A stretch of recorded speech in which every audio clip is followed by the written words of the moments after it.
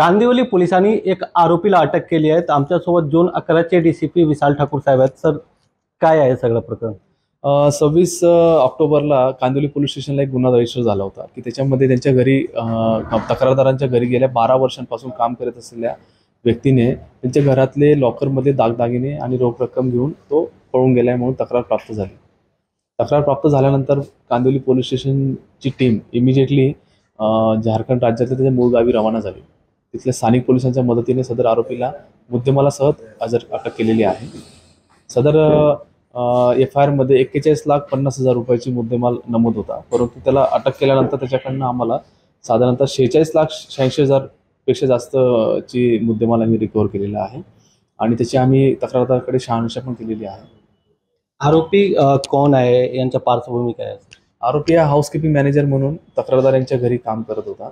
गेल्या 12 वर्षांपासून काम करत असल्यामुळे त्यांनी विश्वास संपादन केलेला होता।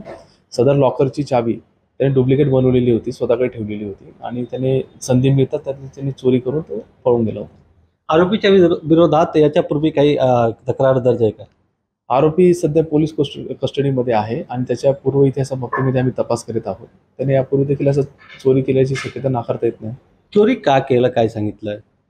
त्याला लॉकरची डुप्लिकेट चावी त्याने बनवल्यानंतर त्याला संधी मिळताच त्याने चोरी केलेली आहे। त्याने स्वतःच्या वैयक्तिक फायद्यासाठी चोरी केलेली दिसून येत आहे। लोकांना काही मुंबई पोलीस तर्फे मेसेज देणार का तुम्ही? सदर गुन्ह्यामध्ये च्या अनुषंगाने एकच माहिती द्यायची आहे की घरातल्या ज्या मौल्यवान वस्तू आहेत त्याविषयी घरात काम करणारे, ऑफिसमध्ये काम करणारे लोकांना त्याची माहिती मिळणार नाही याची काळजी घ्यायला हवी आणि सदर बाबतीमध्ये ज्या ठिकाणी मौल्यवान वस्तू ठेवल्या त्या ठिकाणी CCTV कॅमेरा जर त्यांनी ठेवला, स्पाय कॅमेरा वगैरे, तर निश्चितच त्या अनुषंगाने त्यांना वेळोवेळी त्याची माहिती मिळू शकते की त्याच्या बाबतीमध्ये, कारण याच्यात चोरी झाल्यानंतर काही दिवसांनी यांना कळलेलं आहे।